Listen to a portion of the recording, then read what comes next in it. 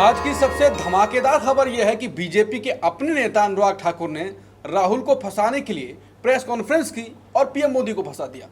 दरअसल सियासत का खेल है ये साहब। यहाँ वॉर करने वाला भूल जाता है कि तीर किस पर लगेगा, उल्टा उसी को ना लग जाए। अनुराग ठाकुर ने राहुल गांधी, प्रियंका गांधी, अखिलेश यादव, डिम्पल यादव, अभिषेक बनर्जी और एम.के. स्टालिन की सीटों पर संदिग्ध वोटों के आंकड़ों का दावा पेश किया था। कांग्रेस को घेरने के लिए कई सवाल भी उठाए थे, जिसके बाद अनुराग ठाकुर के बयानों को कांग्रेस के पवन खेड़ा ने हाथों हाथ लिया और प्रेस कॉन्फ्रेंस में 2024 के लोकसभा चुनाव रद्द करने की मांग ठोक दी। साथ ही उन्होंने वाराणसी की वोटर लिस्ट की पेन ड्राइव मांग ली और कहा कि वाराणसी की इलेक्ट्रॉनिक वोटर लिस्ट मिल जाए तो सबको यकीन हो जाएगा कि काउंटिंग के दिन पीएम मोदी को फर्जी वोटरों का एक बूस्टर डोज मिला था। नरेंद्र मोदी वाराणसी से चुनाव हार रहे थे, गंगा पुत्रों ने उनका इलाज कर दिया था, लेकिन फर्जी वोटर्स का एक बूस्टर डोज मिलने के बाद अचानक पता चला कि नरेंद्र मोदी जीत की ओर बढ़ गए। खेड़ा ने कहा कि अगर हमें वाराणसी की इलेक्ट्रॉनिक वोटर लिस्ट मिल जाए तो हम साबित कर देंगे कि मोदी प्रधानमंत्री की कुर्सी चुराकर पद पर बैठे हैं।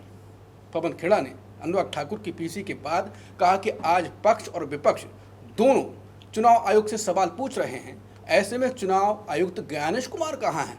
अब तो बीजेपी और चुनाव आयोग दोनों को जवाब देना पड़ेगा। कुल मिलाकर अब मामला सिर्फ वोट चोरी तक सीमित नहीं रहा है, बल्कि सीधा सीधा मोदी की सांसदी तक पहुंच गया है।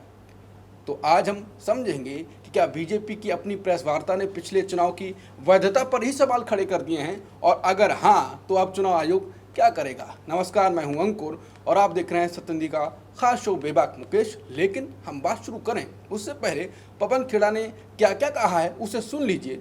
थोड़ा टाइम लगेगा, उसको सुनिए, फिर चर्चा शुरू करते हैं। अब जब विपक्ष भी चुनाव आयोग से सवाल पूछ रहा है, पक्ष भी चुनाव आयोग से सवाल पूछ रहा है, कहां है ज्ञानेश कुमार गुप्ता? कहां छुपे हुए हो जनाब? इनसे पहले भी एक थे, अपने आप को एक अजीम शायर मानते थे, पता नहीं कहां है, गायब। राजीव कुमार, पता ही नहीं। कोई कहता है माल्टा चले गए, मैं नहीं मानता माल्टा गए, कहीं वोट बना दिया होगा किसी कॉन्स्टिट्यूएंसी में। हो सकता है कॉन्स्टिट्यूशन क्लब की वोटर लिस्ट में भी उनका नाम हो। जिस तरह से चुनाव आयोग चल रहा है अब आपके सामने, जो मिली भगत है वो कल अनुराग ठाकुर ने एक्सपोज कर दी। जो डबल स्टैंडर्ड्स हैं वो अनुराग ठाकुर ने और चुनाव आयोग ने, दोनों ने एक्सपोज कर दी। सवाल वैसे के वैसे। आज पूरे देश में ये नारा, हर गली गली में ये नारा गूंज रहा है, वोट चोर गद्दी छोड़। पूरे देश में आज मशाल जुलूस निकल रहा है। ये अब जनता का आंदोलन बन चुका है। ये राहुल गांधी का आंदोलन नहीं है, ये कांग्रेस पार्टी का आंदोलन नहीं है, ये इंडिया अलायंस का आंदोलन नहीं है, ये इस देश के एक एक वोटर का आंदोलन है। कल जो प्रेस वार्ता हुई उससे साबित हो गया कि पिछला लोकसभा चुनाव फर्जी वोट्स के आधार पर फर्जी वोटर लिस्ट के आधार पर हुआ था। तो क्या वो चुनाव फर्जी नहीं माना जाएगा? क्या उस चुनाव को रद्द नहीं घोषित कर देना चाहिए? ये हम कांग्रेस पार्टी मांग करती है। नंबर 2, अब आपके पास सारे आंकड़े आ ही चुके हैं, तो जनाब वाराणसी की पेन ड्राइव हम सब इंतजार कर रहे हैं।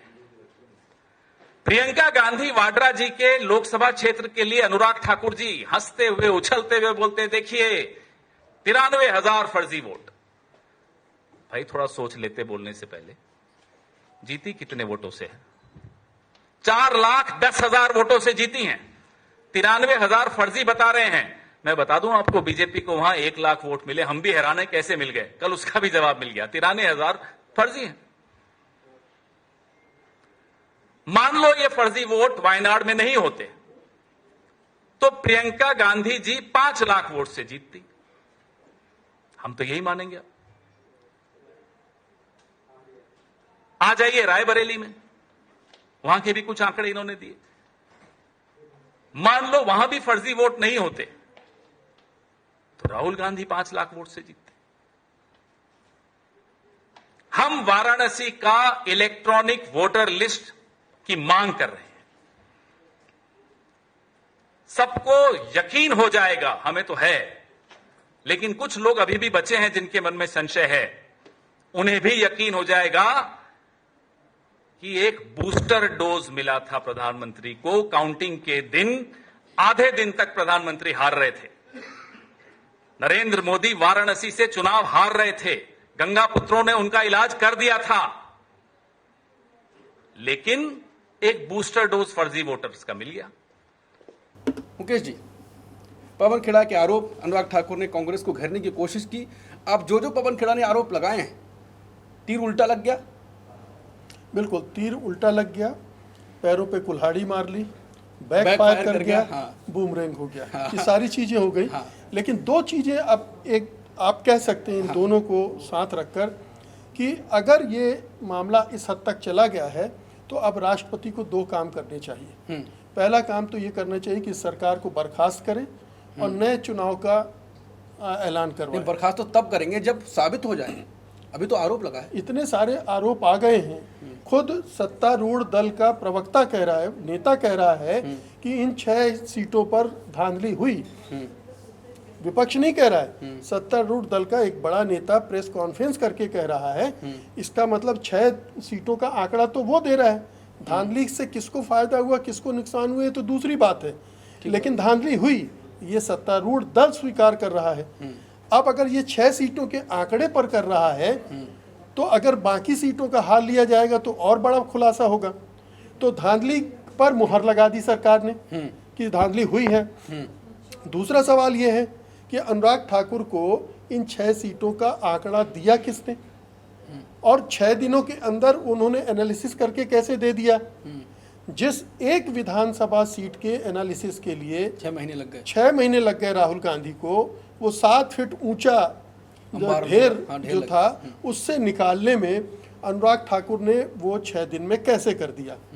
ऐसे कर दिया कि उनको डिजिटल लिस्ट दी चुनाव आयोग ने और उससे उन्होंने ये सामने रख दिया। तो इसका ये मतलब है कि चुनाव आयोग बीजेपी के नेताओं को डिजिटल लिस्ट दे सकता है, इलेक्ट्रॉनिक डाटा दे सकता है, लेकिन अपोजिशन को नहीं दे रहा है। तो ये सत्तारूढ़ दल और चुनाव आयोग की आपसी मिलीभगत भी पुष्ट हो जाती है, उस पर मुहर लग जाती है कि चुनाव आयोग किसके लिए खेल रहा है। तीसरी बात जो और अनुराग ठाकुर ने कहा, जो खुलासे उन्होंने अपने हिसाब से किए थे उनका फर्जीवाड़ा भी सामने आ रहा है।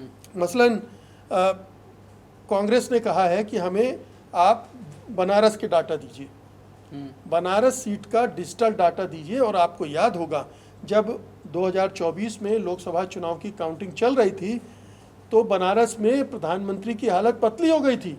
हाँ, ऐसा लग रहा था कि अब कहीं प्रधानमंत्री भी ना निपट जाएं। और अचानक पीछे भी चले थे, 1-2 राउंड में पीछे चले थे। 2 राउंड में पीछे चले थे और फिर जीत गए। तो क्या खेल हुआ था उस दौरान। अगर वो डिजिटल लिस्ट मिल जाए तो हो सकता पता चले कि वहाँ भी बड़े पैमाने पर इस तरह के फर्जी वोटरों का खेल हुआ था।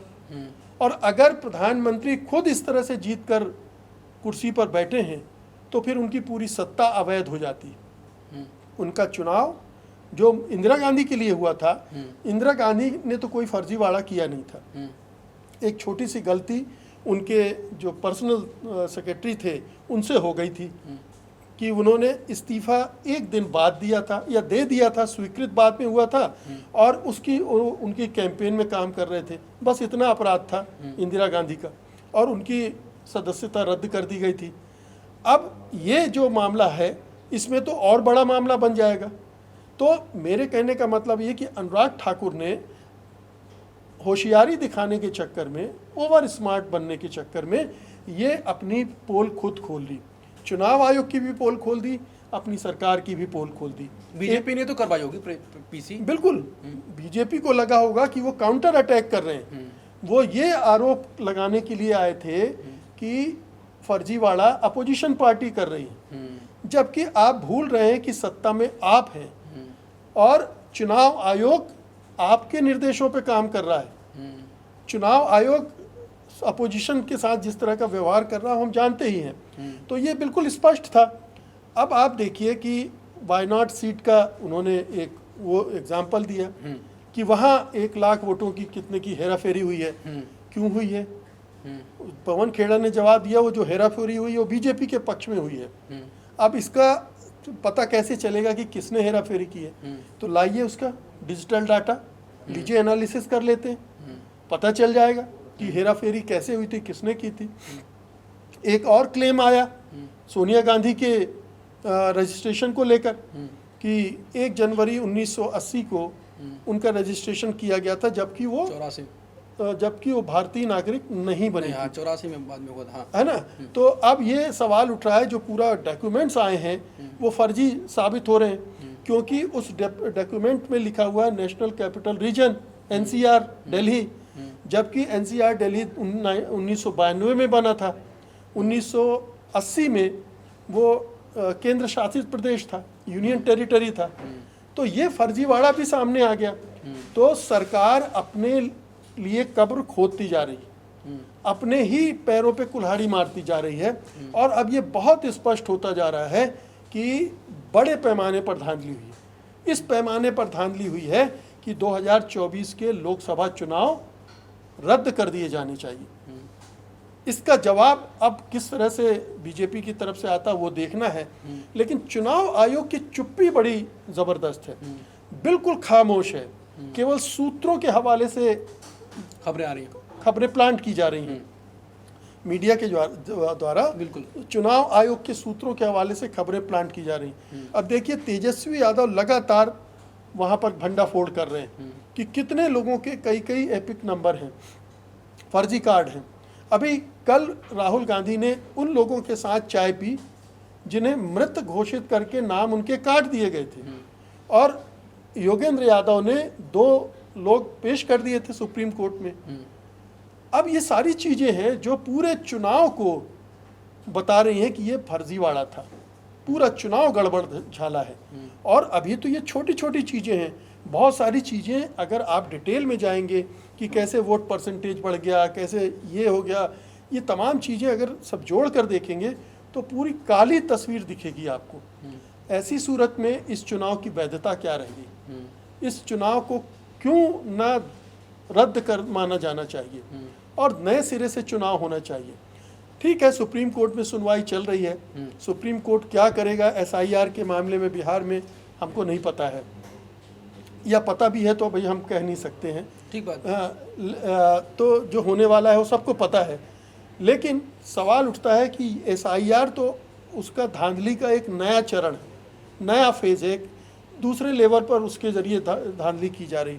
लेकिन ये जो धांधली का खुलासा हो गया है, ये अपने आप में आई ओपनर है पूरे देश के लिए कि जो भी चुनाव पिछले 3-4 साल में हुए हैं वो सब के सब फर्जीवाड़े से हुए।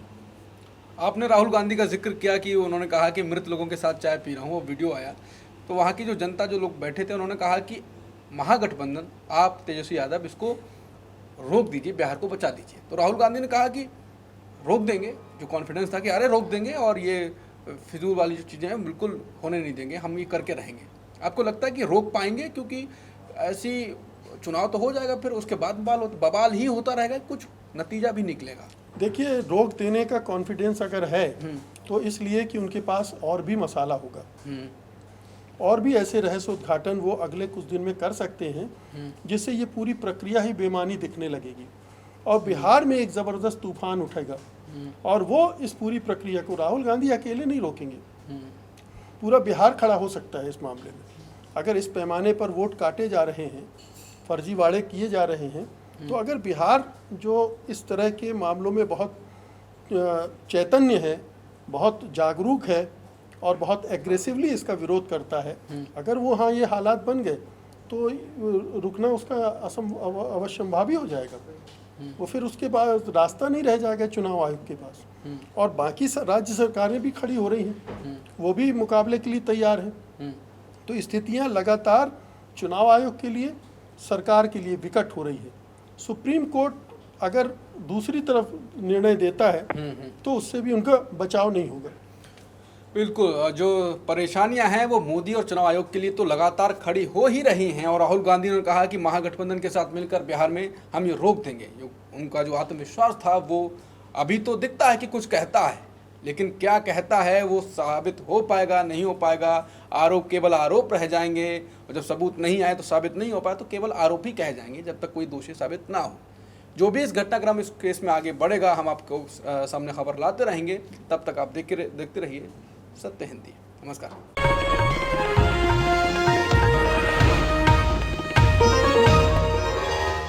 Copyright disclaimer under Section 107 of the Copyright Act 1976. Allowance is made for fair use for purposes such as criticism, comment, news reporting, scholarship, and research. Fair use is a use permitted by copyright statute that might otherwise be infringing.